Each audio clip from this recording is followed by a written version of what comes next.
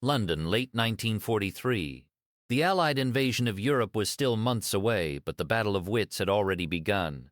A small group of British and American officers huddled over maps and radio intercepts, crafting elaborate lies to feed the German high command.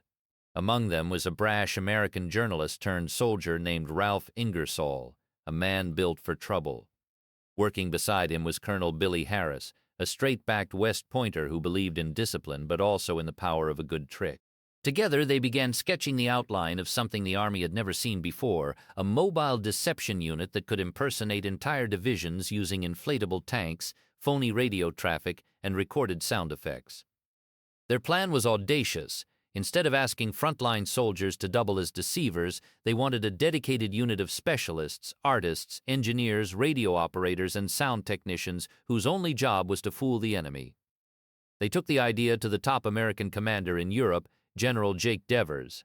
On Christmas Eve 1943, Devers signed a memo authorizing the creation of a new kind of warfare unit, a single sheet of paper, crisp and official, that set in motion the strangest army of World War II. That winter, the blueprint became flesh. On January 20th, 1944, the 23rd Headquarters Special Troops was officially activated at Camp Forest, Tennessee. Colonel Harry Reeder, an old infantry officer who would have preferred a real regiment, was placed in command. The unit was an odd collection, 3 existing battalions and 1 brand-new company, roughly 1,100 men tasked with simulating the strength of 30,000. It was a theatrical troupe dressed in Army olive drab, and nobody yet knew if the show would work. The largest piece was the 603rd Engineer Camouflage Battalion, a unit packed with artists recruited from Pratt Institute, Cooper Union, and other art schools across New York City. They had already spent 2 years learning how to hide things with paint and nets. Now they would learn how to invent things that were never really there. The Signal Company Special brought skilled radio operators who could mimic a man's touch on a telegraph key, while the 406th Engineer Combat Company provided security and heavy labor. Upstate at Pine Camp, New York, another group trained with 500-pound speakers mounted on half-tracks, recording the sounds of tanks and bridge building to be played back at the front. By the time the first men arrived in England that spring, the Ghost was ready to walk among the living. Working under the code names Cabbage, Cheese, and Spam, they hauled out their oversized canvas duffels. They inflated their strange cargo, rubber Sherman tanks that weighed just 93 pounds fully blown up, a far cry from the 32 tons of a real one. Radiomen set up their spoof networks. Sound technicians checked their half-track speakers. For the first time, all the pieces of their deception machine were being tested together, and the men began to understand that this bizarre arsenal might actually work. On June 14th, a small advance team called Task Force Mason crossed the English Channel and landed on Omaha Beach. The platoon leader, a young lieutenant from Philadelphia, led his 15 men, carrying dummy 155mm howitzers in their cargo plane. The fake guns were heavy and cumbersome, made of rubberized canvas stretched over inflatable tubes, each one designed to look from the air like a real artillery piece. They set them up near Sainte-Mère-Église, about a mile ahead of a real American battery, and waited. German 88s opened fire on the phony positions. Shells crashed into the fields around the dummies, but the men dug in and stayed low. For 28 straight days, the Germans kept shelling the decoys, and not a single American was hit. The experiment had worked. By early July, the full Ghost Army was in Normandy, and they were given their first real assignment, Operation Elephant. Their job was to take the place of the 2nd Armored Division as it moved to a new sector, replacing real tanks with dummies tank for tank. In one farmer's field, a battery of real anti-aircraft guns pulled out at night, and the dummy guns moved in by morning. The French farmer was furious. He had seen the real guns leave, and now new ones had appeared, sure to bring more noise and danger near his home. He stormed over and brought his fist down on one of the fake guns. His hand bounced off the rubber surface. A smile spread across his face. "Boom, boom, ha-ha," he laughed. But the security breach rattled the officers. A young officer from Princeton with Hollywood ambitions sat down and wrote a blistering memo. The unit was too military and not enough showmanship, he argued. They were a traveling road show and they needed to act like it. The memo was approved and a new chapter in the Ghost Army's war was about to begin. In the weeks after Operation Elephant, the men of the 23rd began wearing the patches of whatever division they were told to impersonate. They sewed them onto their uniforms, sometimes layering one over another, ready to peel off a disguise and reveal a new one. Sergeant Bob Tompkins noted in his secret diary how strange it felt to walk into a French village pretending to be someone else. A few words dropped in a cafe, a complaint about a tough sergeant, a boast about a unit's reputation that was all it took to start a rumor that might reach German ears. Corporal Jack Maisie remembered the carnival atmosphere.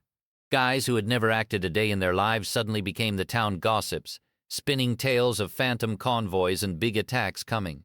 Private Bill Blass, the young fashion designer from Indiana, found himself in a bar in Rennes, loudly ordering drinks for the house while wearing the patch of the 80th Infantry Division. The idea was simple: let the enemy's spies do the work. If they heard enough talk, they would believe a division had arrived that was really 100 miles away. The tactic was pure theater, and the unit embraced it. Fred Fox, the Princeton man who had written the original memo demanding more showmanship, saw his vision become standard procedure. Special effects crews rehearsed their lines and memorized the slang of the units they copied.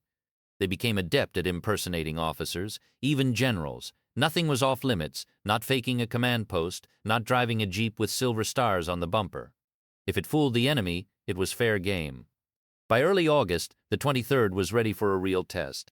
Operation Brittany called for them to impersonate 2 infantry divisions and an armored division as George Patton's Third Army swept east. The deception planners met with Patton himself, who listened to their scheme and nodded. "Do it," he said, and promised to lend some real troops for security, though those troops never arrived. The Ghost Army moved west, away from the main battle, trailing inflatable tanks and broadcasting fake radio traffic as if preparing to clear the Brittany Peninsula. In the villages of Brittany, the special effects went into overdrive. Soldiers wearing the patch of the 80th Division bought drinks and told lies. Captain George Reb, commander of the combat engineers, impersonated a full colonel at a phony regimental command post. 2 West Point classmates wandered in, saw Reb with eagles on his collar, and nearly saluted. They whispered to his first sergeant, asking how the young officer had risen so fast. The sergeant just shrugged. "Right place, right time," he said. The classmates left shaking their heads. The radio operators kept up a steady chatter, pretending to coordinate with Patton's headquarters. German signals intelligence listened and apparently believed. The real Third Army raced east, and the Ghost Army's dummy divisions kept German attention fixed on Brittany. It was one of the unit's most effective deceptions, though its full impact would not be known until after the war. Late August brought the Ghost Army to the outskirts of Brest, a fortress city still held by German paratroopers. This time, the unit would use all its tools: visual, radio, and, for the first time, sonic deception. Lieutenant Dick Syracuse commanded a platoon of half-tracks fitted with 500-pound speakers. At night, his men rolled to within 500 yards of the German lines and played recordings of tank engines and clanking tracks. The sounds were so realistic that even American troops nearby were fooled. A colonel from a nearby unit was completely convinced a real armored division was moving in. Over 50 dummy tanks were set up in the rain, sagging by dawn and needing constant attention. Then came the tragedy. Real American light tanks, unaware of the deception, attacked directly into the sector where the Ghost Army had simulated a tank battalion. German 88mm anti-tank guns, drawn to the area by the very ruse, opened fire. The light tanks were decimated before they reached their line of departure. Bob Tompkins watched from a hedgerow and saw the tanks brewed up. "They never reached the objective," he wrote in his diary that night. The friendly fire incident haunted the unit. Lieutenant Colonel Clifford Simonson, the operations officer, later wrote that it taught a brutal lesson. A deception can kill your own men if coordination fails. The Ghost Army had learned that their illusions were not just a game. They carried real weight, and the price of a mistake was measured in American blood. From then on, every operation would demand tighter communication with the real units they meant to help. After Brest, the 23rd pulled back from the front and received a reward a few days in Paris.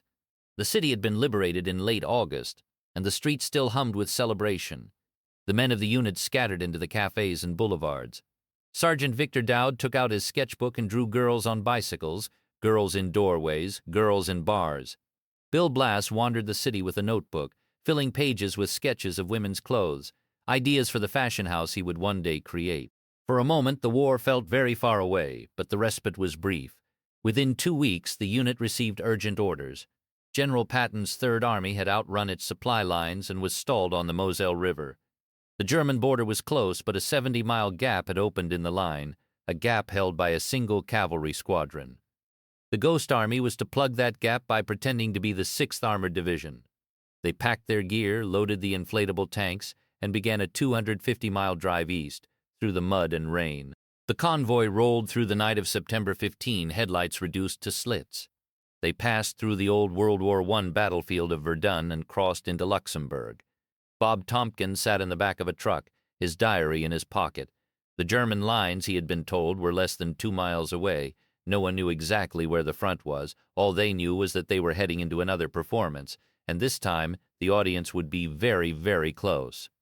Lieutenant Dick Syracuse stood guard between the speakers and the enemy, and he later admitted that even he began to see tanks in the dark. A colonel from the cavalry unit came storming up the road, furious that someone had moved an armored division into his sector without telling him. Syracuse had to explain that there were no tanks, only sound. The colonel shook his head and said, "Well, son, you certainly could have fooled me." The deception stretched on for days beyond the original plan, but the unit held its nerve, and the Germans never crossed. By late October, the Ghost Army had settled into a stable bivouac in a seminary building in Luxembourg City. The town had been liberated just weeks earlier, and the artists among them found that it even had art supply stores. They wandered down into the Grun, the lower part of the city, filling sketchbooks with the old stone buildings and winding streets. A young sergeant named Spike Berry, who had worked at a radio station back in Minnesota, started something called the Blarney Theater, projection movies he borrowed from Army film depots. He kept the films running through the whole war, even if it meant driving back at 4 in the morning to return them on time. On the 20th of November, the men crowded into the seminary chapel for a concert. The performer was Marlene Dietrich, the German-born Hollywood star who had become an American citizen and a fierce opponent of the Nazis. She sang Lily Marlene, their favorite, and even played the saw. Private William Sales remembered that she was surrounded by officers wherever she went, the queen of the day. One of the officers in the audience that night was a man named Theodore Geisel, better known as Dr. Seuss. For a few hours, the war felt far away, but the feeling never lasted long. In mid-December, the unit was wrapping up another deception near the German border when everything changed. German armies launched a massive surprise attack through the Ardennes forest, and the Ghost Army found itself directly in the path of the onslaught. Tompkins wrote in his diary on December 17th that the Germans were reported only 8 kilometers from Luxembourg City. Trucks were loaded, demolition charges were set on the secret equipment, and the unit pulled back toward the French city of Verdun. Corporal Jack Macy remembered the shock of it. Victory had seemed so close, and then suddenly the Germans were coming again. In Verdun, the unit spent a grim Christmas in the cold stone barracks of an old World War I fort. Tompkins learned that his wife had given birth to a son back home, but the joy was tempered by the misery around him. Radio operators of the Signal Company Special were sent forward to conduct a hasty deception called Operation Kodak, using fake transmissions to confuse the Germans about where Patton was driving to relieve Bastogne. It was a small operation, just 29 radio sets on the air for a single day, but it may have helped keep the enemy guessing. As the year ended, the men huddled in the dark, waiting to see what would come next. By March of 1945, the Ghost Army was back in action. The unit moved into position near the German town of Saarlautern, impersonating the 80th Infantry Division. Their task was to make the Germans think an attack was coming here, drawing fire away from the real assault planned farther north. The winter was still brutal, the ground frozen and muddy. Operation Bouzonville was short, lasting just 33 hours, but in its final moments, German artillery found the position. Private Harold Lehner, a graduate of Parsons School of Design and an artist in the camouflage unit, stood beside a truck when a shattering series of explosions erupted around him. The ground heaved, shells landed in front of his truck and behind it. Sergeant George Peddle was hit and died almost instantly. 15 more men were wounded. Lehner was thrown against a truck, a piece of shrapnel embedded in his back. The wound became infected. He was evacuated to a hospital in Paris. While recovering there, a famous visitor entered the ward, the painter Pablo Picasso.